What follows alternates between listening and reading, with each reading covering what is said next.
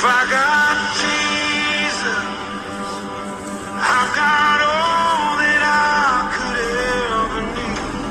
Take the world away. Karena itu urapi setiap kami, urapi hamba-Mu yang tidak ada apa-apanya Tuhan. Kami butuh firman Tuhan, berbicara bagi kami hari ini. Sampaikan isi hati-Mu di tengah kami, di dalam nama Yesus. Yang percaya Tuhan di tengah kita, memberkati kita, katakan bersama. Amin, amin. Tepuk tangan sorak-sorai buat Tuhan. Silakan duduk Bapak Ibu yang terkasih, Kyong ya. Saudara, ya kita bersyukur, kita percaya pun prediksi orang tentang tahun ini.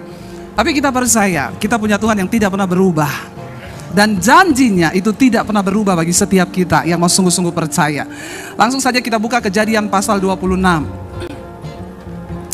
Mari kita buka bersama Kejadian pasal 26, judul perikopnya Ishak di negeri orang Filistin ya. Ayat yang pertama firman Tuhan berkata, kita baca bersama 1, 2, 3. Maka timbullah kelaparan di negeri itu. Ini bukan kelaparan yang pertama yang telah terjadi dalam zaman Abraham. Sebab itu Ishak pergi ke Gerar kepada Abimelek, raja orang Filistin. 2. Lalu Tuhan menampakkan diri kepadanya serta berfirman, janganlah pergi ke Mesir, diamlah di negeri yang akan kukatakan kepadamu. Saudara, Alkitab berkata pada zaman itu timbullah kelaparan di negeri itu, di tanah Kanaan, di tempat Ishak tinggal. Menurut saudara, kelaparan di negeri yang kita sedang tinggal itu masalah nggak? Tiba-tiba kita tinggal di satu kota, lalu kota itu mengalami kelaparan. Tidak ada hasil panen, semuanya kering. Dengan kata lain terjadi resesi. Terjadi kelaparan. Dan setiap orang normal ketika ada tantangan di depan, maka apa yang kita lakukan saudara? Ya kalau kita benar-benar orang yang normal ya, apalagi sebagai kepala keluarga seperti Ishak. Kira-kira kalau tiba-tiba terjadi kelaparan di kota ini, apa yang Bapak Ibu lakukan? Sebagai orang yang normal, punya logika, punya pikiran, diam saja di kota itu? Tentu tidak kan? Ya, berarti normal ya. Kalau kita diam saja, itu artinya kita hidup tanpa perencanaan. Tuhan tidak memberkati orang yang diam saja. Kita harus ada usaha, harus ada tindakan. Kenapa? Di depan ini ada kelaparan. Saya suka saudara ketika kita membaca Alkitab, kita membayangkan itu terjadi benar-benar dalam hidup kita. Sehingga kita bisa membayangkan sebagai kepala keluarga, kira-kira bapak-bapak ya ketika terjadi kelaparan, ya pastikan nggak ada kelaparan aja seringkali kita khawatir, kita akan berusaha bagaimana kita mempertahankan hidup ini. Itu normal sebagai manusia karena kita hidup di dunia. Ya, harus ada perencanaan. Anak-anak muda di sini, jangan engkau hidup tanpa perencanaan, tiap hari main handphone, bertobat. Amin. Ya, pikirin masa depanmu. Jangan habiskan waktu sehari 24 jam hanya dengan pegang handphone. Engkau tidak berpikir tentang masa depanmu, engkau nggak pernah berpikir dan berdoa bagaimana Tuhan akan menuntun. Setelah ini saya mau kemana? Anak-anak muda sekarang itu jadi anak-anak muda yang niat juangnya itu kurang saudara. Tapi saya percaya yang di sini semuanya luar biasa. Jangan menghibur diri. Ya semoga itu aminnya benar karena kita punya Tuhan. Ya milikilah perencanaan. Ya kenapa? Kalau tanpa perencanaan semuanya bubar. Ya semuanya bingung. Tiba-tiba engkau merasa engkau sudah tua. Ada pepatah berkata kita itu masih bisa berjuang sampai umur 40 tahun katanya sih. Jadi kalau engkau tidak memanfaatkan umur sampai 40 tahun anak muda, setelah itu engkau sudah tidak punya nilai juang lagi ya, dan dengan mudah engkau akan menyerah. Karena di usia setelah 40 tahun itu banyak hal yang terjadi. Kita sudah tidak berani lagi kayak dulu. Makanya orang-orang yang usia 30 ke atas itu mereka masih punya daya juang yang kuat. Tapi mendekati 40 itu sudah ada takutnya, ya namanya juga manusia ya. Makanya berjuang dan punyalah perencanaan selama engkau masih bisa. Lalu Ishak punya perencanaan, ketika kelaparan datang, ya dia pergi meninggalkan negerinya kepada Abimelek raja orang Filistin. Tetapi Ishak itu berencana akan pergi ke Mesir. Tentunya dengan sebuah pengharapan, di sana dia akan menemukan kehidupan yang lebih baik lagi. Karena di sini sudah terjadi kelaparan, hasil tanah nggak ada, semuanya kering, tandus, terus mau ngapain? Dia berniat untuk pergi ke Mesir. Dan Alkitab berkata ayat 2, lalu Tuhan menampakkan diri kepadanya serta berfirman, janganlah pergi ke Mesir, diamlah di negeri yang akan kukatakan kepadamu. Tapi Ishak kan sudah melangkah toh. Dan Tuhan bilang ketika dia berusaha, ada sebuah perencanaan untuk ke Mesir. Perkara Tuhan membelokkan rencananya itu, tapi kan dia sudah melangkah meninggalkan negeri yang kelaparan itu. Tuhan bilang jangan ke Mesir, tapi pergi ke negeri yang akan aku tunjukkan. Tuhan memberkati perencanaan kita. Hidup itu harus punya perencanaan. Ketika kita berencana, Ishak melangkah keluar meninggalkan daerahnya, maka Tuhan menampakkan diri kepada dia. Dan Tuhan berbicara kepada Ishak. Saudara, berapa banyak di antara saudara yang masih percaya bahwa Tuhan kita Tuhan yang masih berbicara? Angkat tangan. Enggak angkat tangan, pulang saja. Buat apa kita ikut Yesus kalau kita nggak percaya dia sanggup berbicara? Banyak orang berkata, enak aja dengar suara Tuhan, dengar suara Tuhan. Terserah, engkau nggak percaya, saya percaya. Dan karena itu saya melihat. Dan karena itu terjadi dalam hidup saya. Berulang kali Tuhan menyatakan kepada bangsa Israel, Allah yang engkau sembah ini, aku adalah Allah Israel, Allah yang hidup. Setiap kali Tuhan menyatakan diri kepada bangsa Israel, kepada Musa, dia berulang kali terus menekankan sebuah kalimat, aku adalah Allah yang hidup.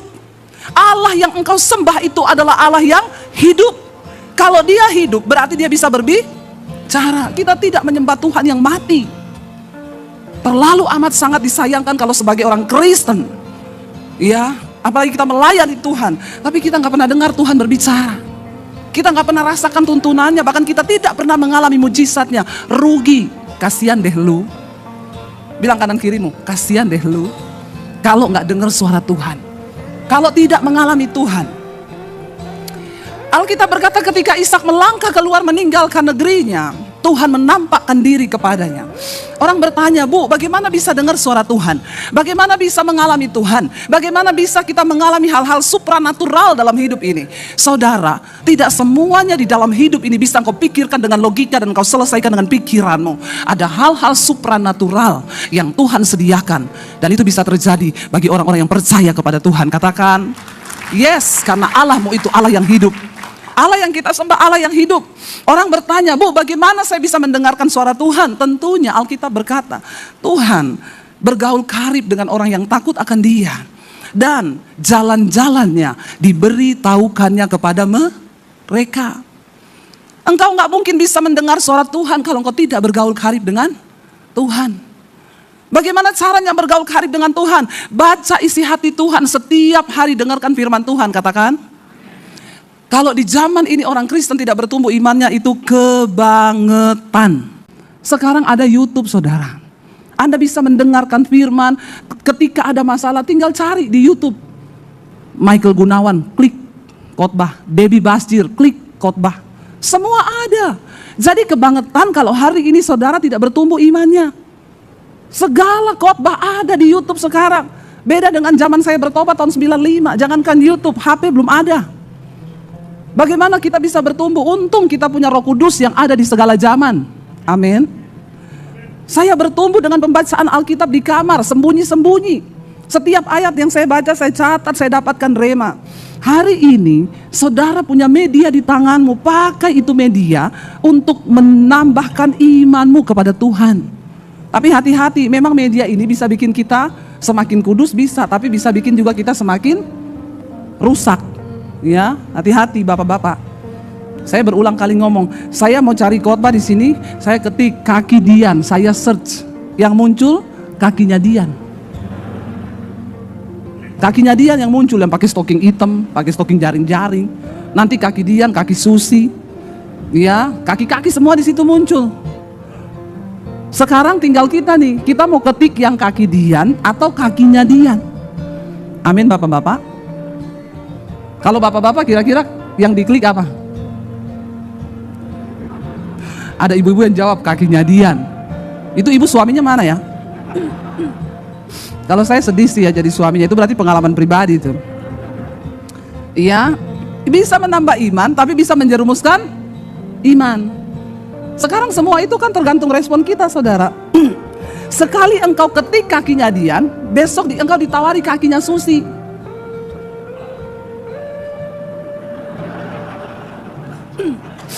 Pengalaman pribadi ya Pak. Menertawakan dirinya sendiri itu. Kayaknya itu pengalaman, makanya bisa tertawa begitu ya. Ya ini dunia saudara. Tapi sekali engkau putuskan, misalnya iya bu, saya tuh bu, sering tuh saya ketik kakinya Dian bu. Bertobat, amin. Engkau ketik hari ini, besok ditawarin lagi, itu cara kerja setan. Engkau ketik lagi, ditawarin lagi yang makin heboh, makin heboh. Tapi kalau engkau putuskan enggak dalam nama Yesus, makanya pakai nama Yesus itu, ya jangan cuma di kuburan. Ada yang lebih horor dari kuburan, kakinya Dian. Amin bapak-bapak. Itu setan tuh akhir zaman. Ya setan di akhir zaman sudah berubah, tidak lagi yang menyeramkan, tapi yang indah-indah. Ya makanya bapak-bapak itu harus imannya semakin kuat di dalam Tuhan. Yang tertawa kenceng, yang amin juga kenceng di situ. Berarti ada niat untuk imannya semakin bertumbuh, amin. Itu namanya orang yang baik. Habis itu dikasih saya angpau loh pak. Ya saudara, iman kita harus bertumbuh supaya kita bisa mendengar suara Tuhan. Alkitab berkata Tuhan itu bergaul karib dengan orang yang takut akan Dia, dan jalan-jalannya diberitahukan kepada mereka. Saya nggak pernah takut mendengar prediksi tentang 2023 tahun kegelapan. No, tidak ada ketakutan. Kenapa? Memang dunia akan berubah. Dan kalau memang masa kegelapan itu akan datang, saudara nggak bisa tengking. Bilang amin.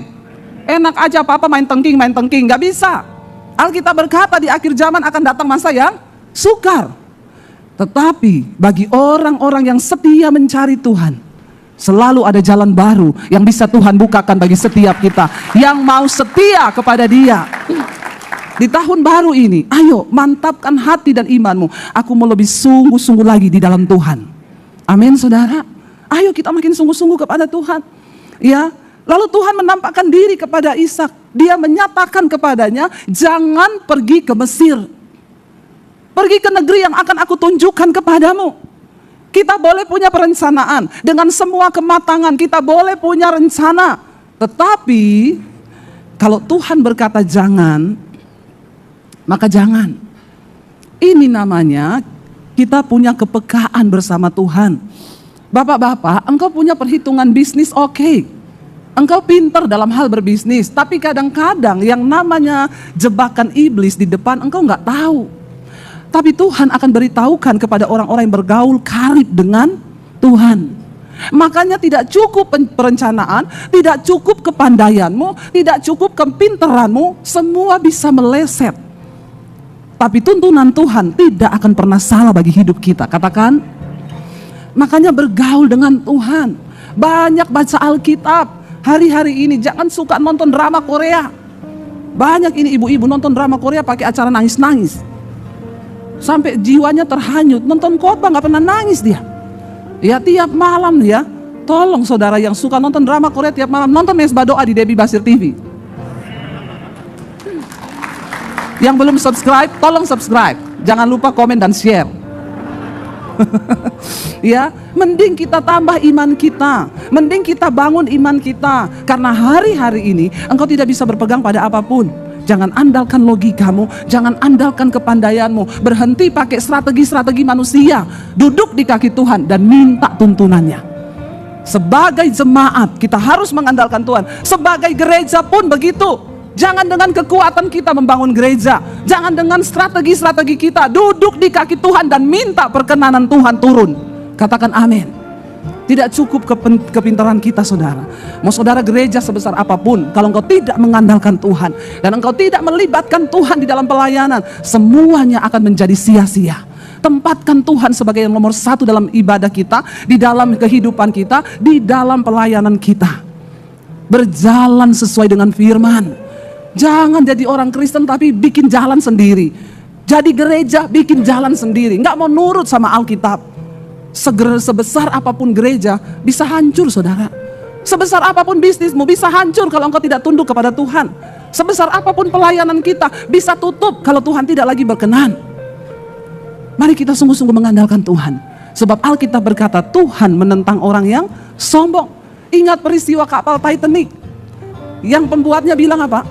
Kapal ini sudah dirancang sedemikian rupa sehingga tidak ada satupun kuasa yang bisa menenggelamkan kapal ini. Termasuk Tuhan pun tidak bisa menenggelamkan. Baru peluncuran perdana saudara. Baru peluncuran perdana. Itu Tuhan tuh. Sangat kita lihat di situ bagaimana Tuhan menentang orang yang sombong. Baru peluncuran perdana, kapal itu menabrak, menyenggol gunung es, dan terbelahlah lambung kapalnya dari ujung ke ujung. Saat itu juga kapal yang termewah di dunia itu punten. Jangan pernah menantang Tuhan. Seringkali kita berkata, saya nggak tantang Tuhan, Bu. Tapi dengan sikap hidup kita yang tidak mau nuruti firman Tuhan, itu sama dengan kita menantang Tuhan. Kalau Tuhan berkata, lepaskan pengampunan terhadap musuhmu.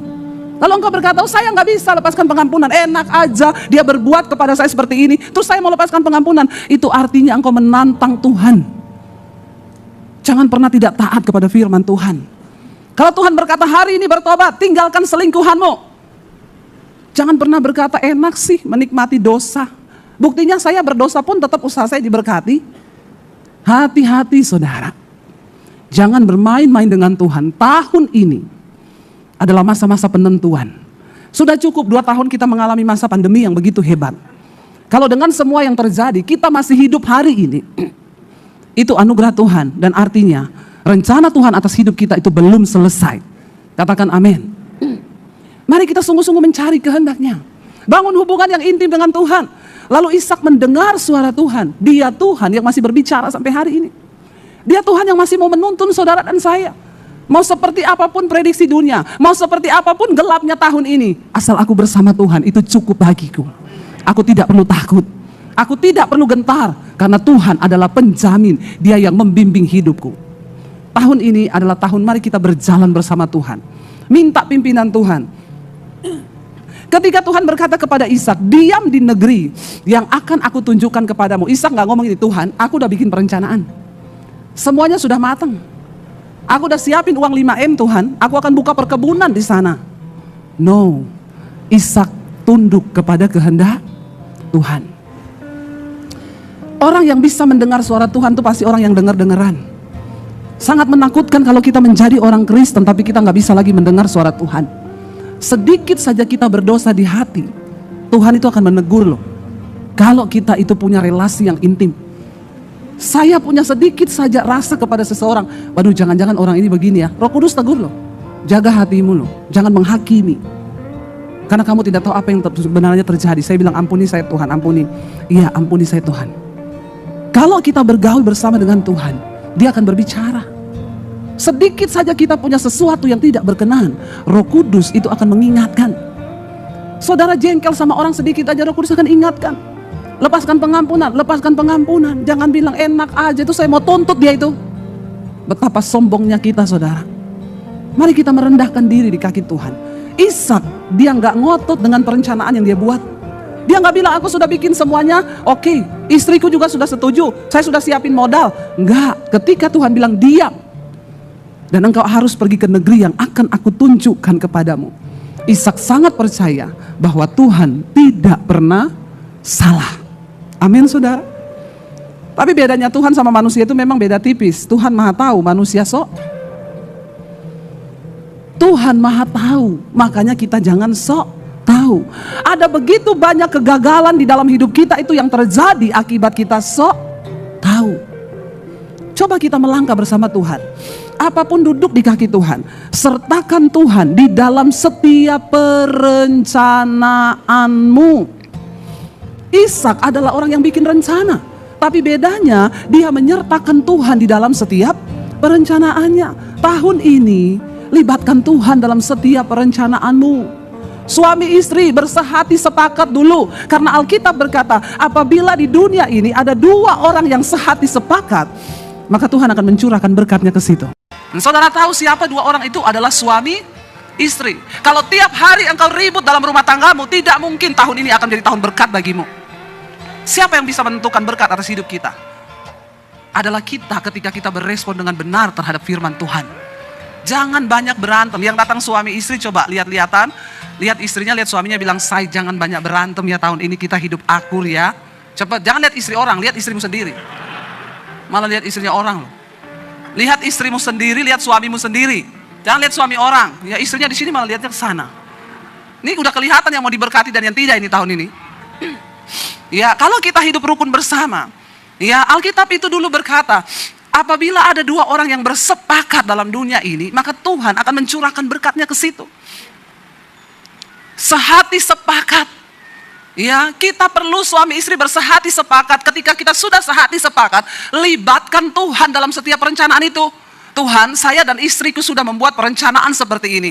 Tapi Tuhan, dengan kekuatan logika kami tidak punya apa-apa. Karena itu kami undang Tuhan turun atas setiap rencana kami di tahun ini. Dan Engkaulah yang sanggup memberkati segalanya. Katakan bersama, amin. Maka kita akan melihat berkat Tuhan. Jangan ribut-ribut suami istri. Sudahlah, capek berantem terus, amin. Orang itu enak hidup damai bersama. Masalah kecil ditiadakan, masalah besar dikecilkan. Jangan tidak ada masalah cari-cari. Masih kurangkah masalahmu? Sukanya cari masalah. Ya ayo, kita mulai komit dalam rumah tangga. Tanda orang yang hidup dalam perkenanan Tuhan itu ada damai sejahtera di hatinya. Ya, ketika hidup rumah tangga kita penuh damai sejahtera, maka berkat Tuhan itu akan dicurahkan. Ya, tapi saudara, kalau engkau tidak berubah, ribut terus kerjaannya, berantem terus, sorry, maka berkat Tuhan akan jauh dari hidupmu. Ya, tuh malaikat baru mau antar mobil nih, sampai di atas rumahnya berantem.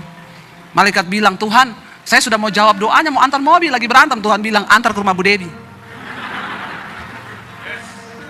Ya, diantar ke rumah saya, saudara. Lagian saudara berantem terus. Ya, ayo, kita semua punya hak istimewa dari Tuhan. Jangan berkata, ya karena Bu Debi kan hamba Tuhan, makanya sering lihat mujizat. No, Tuhan menyediakan janjinya itu bagi saudara dan saya. Bagi orang yang mau sungguh-sungguh percaya. Tapi kenapa seringkali kita nggak bisa lihat mujizat?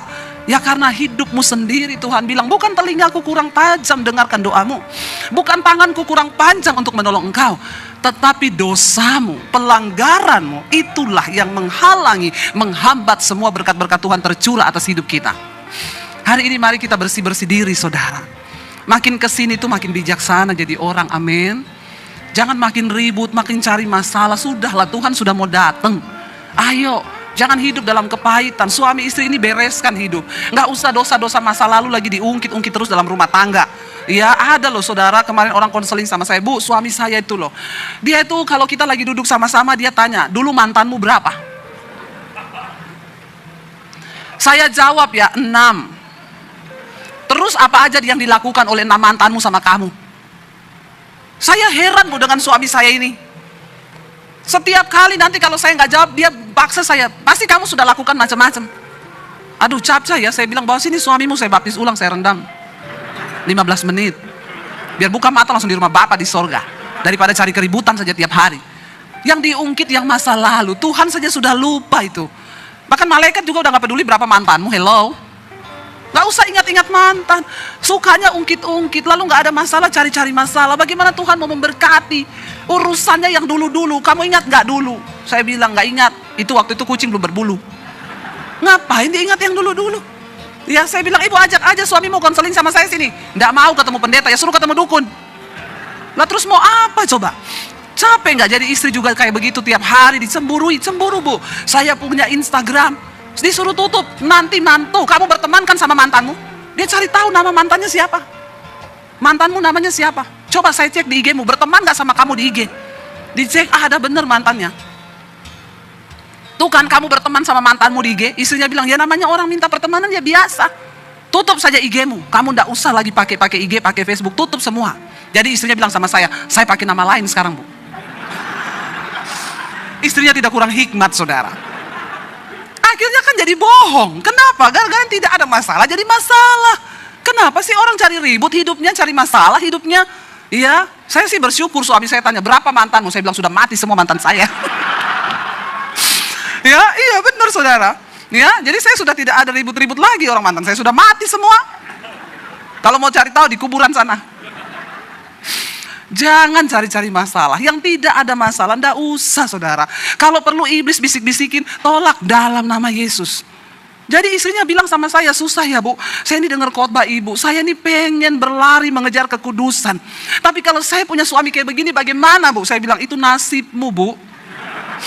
Kamu juga jangan konseling sama saya, itu kan dulu pilihanmu toh. Terus apa yang harus saya lakukan? Doakan. Berbuat baik sama suamimu. Ibu lebih cinta lagi. Makin saya berbuat baik, dia makin curiga Bu. Saya bikinin kopi, saya bikinin apa. Kok sekarang baik sama saya? Jangan-jangan. Capek juga sih ya. Saya bilang, aduh jangan tambah-tambah lagi beban saya deh dengan urusan suamimu. Ya sudah, itu nasib-nasibmu. Makanya yang muda-muda mau cari jodoh, buka mata lebar-lebar. Jangan bilang cinta itu buta, pret. Kau kalau sudah nikah, sudah tidak ada cinta. Cinta itu 5 tahun pertama saja. Setelah itu cinta akan pudar. Disitulah komitmen akan diuji. Ganti cinta itu naik level menjadi kasih. Cinta itu cenderung menuntut. Kalau yang dituntut sudah tidak ada, maka pudar cinta. Tapi kasih itu adalah memberi tanpa berharap. Ketika kita punya prinsip, saya hanya memberi, ya sudahlah. Saya mau dikasihi, mau tidak. Kemarin ada ibu yang cerita sama saya, Bu. Saya ini menikah, saya ini dari luar pulau. Saya nikah dengan suami saya itu orang Jawa. Ketika kami menikah, saya lihat suami saya ini kaku banget. Itu orang tuanya ya Bu, nggak pernah rangkulan, nggak pernah pegang tangan kalau jalan. Jadi saya stres pertama kali menikah dengan suami saya pikir saya ini dicintai atau tidak ya. Kenapa dia nggak pernah pegang tangan saya di mall? Dia nggak pernah rangkul saya. Lah ini loh saudara, wanita dan laki-laki itu tidak pernah menemukan, memang kita ini tidak cocok ya. Makanya banyak orang yang sudah stres menikah dengan lawan jenis, dia cari yang sejenis. Tapi Alkitab berkata, kita ini harus menikah dengan lawan jenis kan. Saya bilang, ibu, laki-laki dan perempuan itu beda. Saya juga sama kayak ibu waktu menikah pertama. Saya tuh lihat mami papi saya, kalau jalan gandeng tangan. Bus aja gandengan loh, masa kita nggak gandengan? Kalah sama bus gandengan. Mami papi saya kalau jalan tuh, mami saya dirangkul sama papi saya. Nah waktu saya menikah dengan suami saya juga orang Solo. Emak bapaknya mana ada rangkulan di mall. Mana ada pegangan tangan, bagi mereka itu tabu. Wanita itu pakai perasaan. Dia pikir kalau dirangkul suaminya itu tanda cinta. Nah suami itu pakai logika. Makanya kita nggak pernah ketemu. Kalau berantem malam-malam, istri nangis di tempat tidur, berharap suaminya rangkul dari belakang. Dia nangis sambil gini, rangkul dong, rangkul dong. Suaminya ngeliatin dia, cengeng banget sih. Udah malam juga nggak tidur-tidur, gua tidur aja ngantuk. Suaminya ngorok, dia nangis. Nyambung nggak? Sakit hati nggak? Kita berharap rangkul dong. Balik belakang kan, tiba-tiba dengar, capcay deh. Makanya berhentilah, iba diri, pakai perasaan. Ya, saya tuh dulu begitu, saya bilang sama suami saya berharap dia itu di mall gandeng tangan saya. Ya, dia cuma gandeng kalau saya mau belok ke LV. Langsung ditarik tangan saya, ayo saya kita. Nah, itu baru cintanya terlihat. Ya, langsung dia tarik tangan saya. Tapi berhentilah saudara, ayo kita mulai jadi dewasa di dalam Tuhan. Ya, tidak ada masalah, nggak usah cari masalah. Kita hidup sepakat sehati bersama. Lalu Alkitab berkata, saya sampai jam berapa ya? 15 menit lagi. Ini baru pembukaan loh. Masih panjang ayatnya, bagaimana ini? Sampai jam 2. Habis ini saya nggak diundang lagi sama Pak Samuel. Saudara, lalu tinggallah di negeri ini sebagai orang asing, kata Tuhan.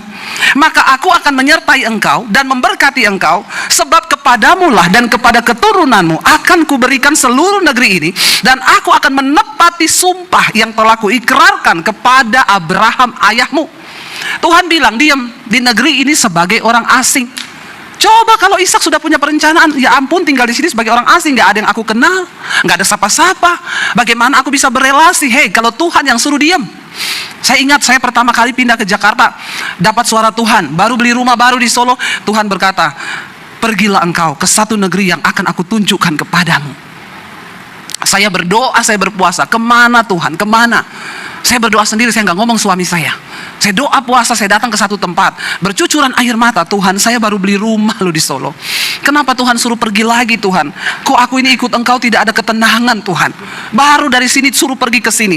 Itulah iman, mengikut Tuhan tuh pakai iman. Saya diam, saya berdoa, saya puasa. Saya nggak pernah cerita ke suami, tapi saya bilang, Tuhan, kalau ini rencanamu, engkau bicara juga kepada suamiku.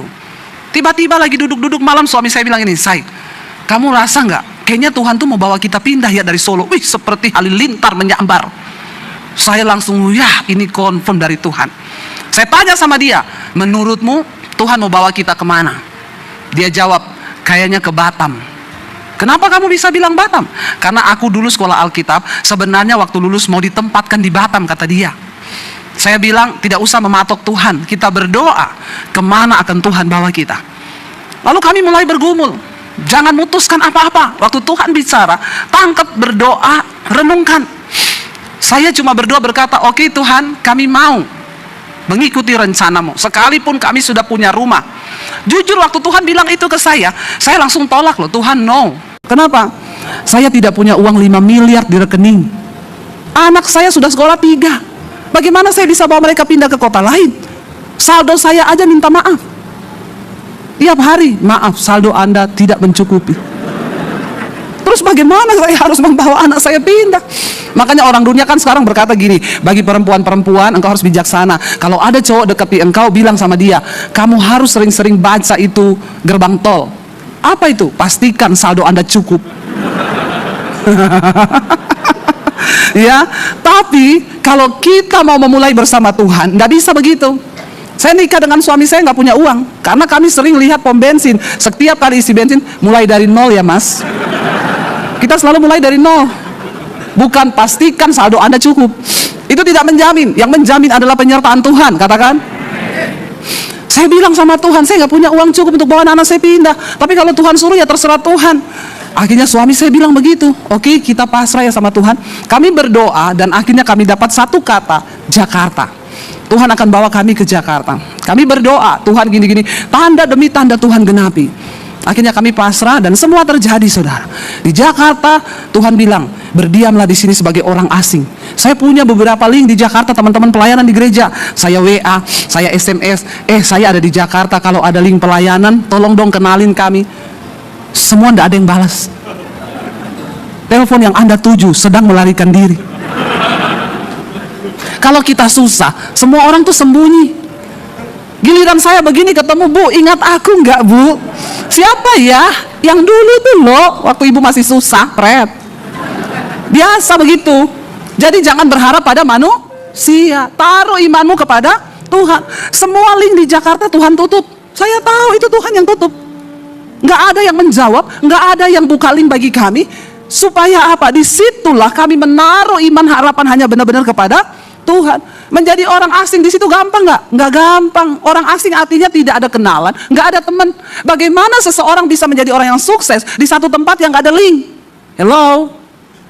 Tapi bersama Tuhan nggak ada yang mustahil. Karena waktunya sudah hampir habis, kita singkat saja. Singkat cerita, Ishak itu disuruh Tuhan menabur. Di tempat yang kering, kelaparan terjadi, Tuhan bilang menaburlah.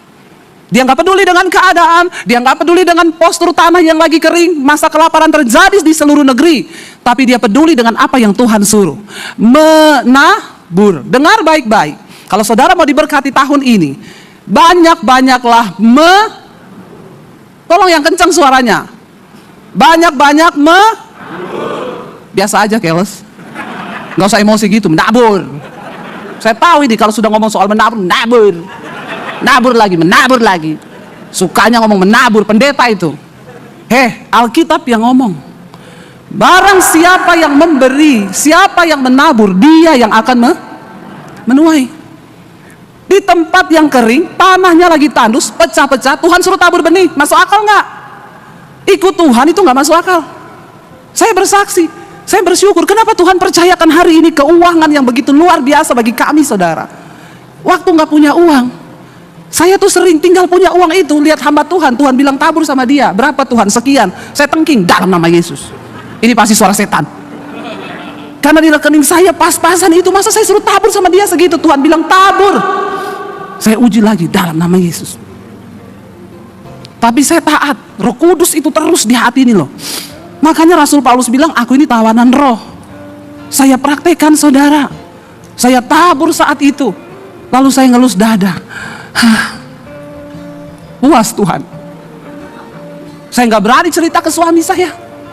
Karena laki-laki itu cenderung pakai logika kan. Dia pasti akan ngomong, kamu itu loh, udah tahu uang pas-pasan, nabur lagi. Bapak-bapak, survei membuktikan ukuran otak laki-laki itu lebih kecil daripada ukuran otak perempuan. Tetapi bapak-bapak itu overload, otaknya diisi dengan semua pikiran. Anaknya masih mau kuliah 5 tahun, dia udah mikir dari sekarang. Padahal Alkitab berkata, kesusahan sehari cukup untuk, jangan kau pikir yang 5 tahun ke depan. otak laki-laki itu lebih kecil daripada perempuan.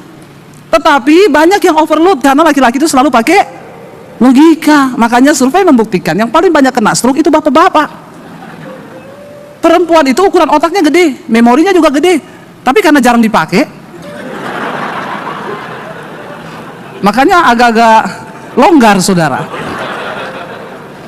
Karena wanita itu pakai perasaan, dia ada masalah, dia nangis, selesai sudah, nggak perlu pikir. Itu wanita, dia nggak usah mikir, dia curhat aja sama temennya, ya, Cin, gue lagi ada masalah nih.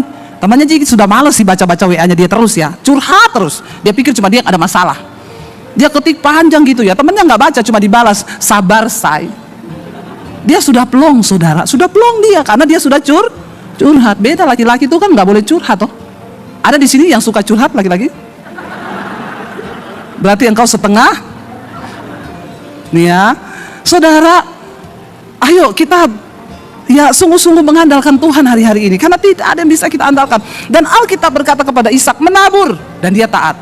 Dan Alkitab mencatat, saudara, dikatakan oleh firman Tuhan ayat 12, Kejadian 26 ayat 12, maka menaburlah Ishak di tanah itu, dan dalam tahun itu juga loh, nggak tunggu tahun depan, dalam tahun itu juga ia mendapat hasil berapa?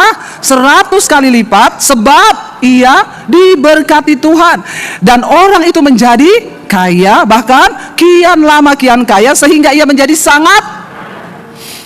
Kenapa dia menjadi kaya, saudara? Alkitab nggak bilang begini, maka menaburlah Ishak, tahun itu juga mendapat hasil 100 kali lipat, sebab ia pinter, sebab perencanaannya itu mateng, sebab modalnya gede. No, Alkitab bilang sebab ia Mari jadi orang yang diberkati Tuhan. Engkau nggak perlu modal gede. Jangan bilang saya nggak punya modal. Tuhan itu bisa membuka jalan dengan cara yang ajaib. Saya ketemu seseorang, saudara, dia cerita sama saya tanya, ibu tinggal di mana? Tinggal di Ambon. Ibu usahanya apa? Puji Tuhan, bu, saya sih punya pom bensin. Ibu-ibu muda loh, saudara. Ya, mungkin saudara yang sering dengar khotbah saya sudah ada nih, ya. Saya ngomong sama yang belum dengar aja, Bapak tutup kuping aja kalau udah dengar. Ya, nggak apa-apa, ini jadi berkat, ya. Jadi berkat, saudara. Saya mendengar dia itu luar biasa. Saya nih, bu, awalnya kenapa saya pengen buka pom bensin? Bukan karena saya punya modal. Saya nggak punya modal, bu. Saya itu ngisi di Ambon, saya ditinggal di kepulauan, ngisi bensin antri panjang kayak ular, harganya itu berlipat-lipat kali ganda. Terus saya bilang sama Tuhan gini, Tuhan, seandainya saya bisa buka pom bensin di sini, ya, rakyat di sini nggak perlulah bayar sampai berlipat kali ganda dan nggak usah antri. Masa ini kampung segini pom bensinnya satu tok, berebut sama orang yang bawa jergen. Saya pengen Tuhan buka pom bensin. Lalu dia cerita sama ibu pendetanya. Ibu pendetanya bilang, aku kenal kepala Pertamina. Ayo saya kenalkan kamu sama kepala Pertamina. Lalu benar, bu? Iya benar, yuk. Mereka pergi ke kantor Pertamina. Sampai di depan security ditanya, mau ketemu siapa? Mau ketemu kepala Pertamina. Sudah ada janji? Tidak ada janji. Siapa kepala Pertaminanya? Mereka sebut nama. Security-nya ngomong, oh itu bapak sudah lama pindah, tidak di sini lagi. Menurut saudara harapannya mati nggak? Nggak kenal kan sama kepala Pertaminanya? Nggak ada link kan? Linknya tutup. Tapi dia bilang, tapi nggak apa-apa, walaupun bukan bapak itu lagi, saya boleh nggak saya ketemu? Ya tunggu ya bu, nanti saya tanya dulu kalau di beliau mau ketemu. Jalan Tuhan itu selalu ada bagi orang yang mengandalkan Tuhan. Lalu oh boleh bu, bapaknya mau ketemu, ya sudah masuk, saudara. Sampai di dalam, bapaknya tanya, ada perlu apa? Pak, saya bisa nggak buka pom bensin? Di mana? Di daerah ini loh, saya tinggal daerah ini. Itu tuh masa pom bensin satu tok. Oh sorry bu, di situ sudah ada rencana akan buka lagi satu, tapi sudah ada orang yang menang tendernya. Oh berarti nggak bisa ya pak? Nggak bisa bu, ya sudah saya pamit ya pak, cerita-cerita. Kenapa ibu pengen buka pom bensin? Mau cari untung jadi orang kaya? Oh enggak pak, saya tuh punya kerinduan supaya daerah ini itu bensin nggak mahal banget dan orang nggak usah antri kayak begini. Kalah sama yang bawa jergen yang lain sebagainya. Bagus ya niatnya ibu, iya ya, tapi nggak bisa, di daerah situ sudah ada beberapa yang akan buka. Oh ya udah saya pamit ya pak. Waktu keluar, di pintu keluar ada peta pulaunya mereka. Terus bapak itu bilang gini, bu, kalau di daerah sini ibu punya tempat, ini tuh masih belum ada, ibu mau nggak? Dia bilang, daerah apa itu pak? Daerah ini. Oh suami saya punya tanah di situ. Oh puji Tuhan, kalau memang bisa, kapan kita akan survei ke sana? Serius pak? Serius? Ya udah ya, minta nomor telepon. Gitu aja. Dia pulang. Apa yang perlu saya siapkan Pak untuk Bapak survei? Ada uangkah yang harus saya bayar? Nggak usah Bu, semua sudah ada dananya, nanti anak buah saya pergi survei. Anak buahnya datang survei, oke ini strategis untuk buka pom bensin. Oke Bu, kita setujui Ibu buka pom bensin situ, siapin modalnya sekian-sekian. Pak saya harus bayarkah gini-gini? Nggak usah, pokoknya Ibu siapin yang untuk memang benar-benar untuk buka aja. Dia kelabakan, nggak punya uang. Lalu coba untuk utang di bank, dengan jaminan tanah itu ditanya bang mau buka apa Bu? Pom bensin. Di survei semua ACC buka saudara. Akhirnya berdirilah pom bensin di situ. Sukses. Lah dia itu akhirnya dari pihak Pertamina bilang, Bu, Ibu mau nggak buka satu dekat daerah dermaga Bu? Karena itu banyak kapal-kapal yang datang. Terus ibunya ngomong, oh iya memang saya juga rencana mau buka ekspedisi pengiriman laut dan saya akan buka dermaga di situ. Ya udah Ibu buka aja sekalian pom bensin di situ. Dia buka lagi satu saudara. Masih muda loh. Dia cerita sama saya, Bu, Tuhan ya, kalau berkenan, bukan karena link, bukan karena modal, nggak ada modal, nggak ada link, tetapi orang ini diberkati Tuhan. Saudara percaya Tuhan sanggup melakukan itu? Jangan pernah kecilkan Tuhan yang hidup di hidupmu. Dia Tuhan yang hidup yang sanggup. If I got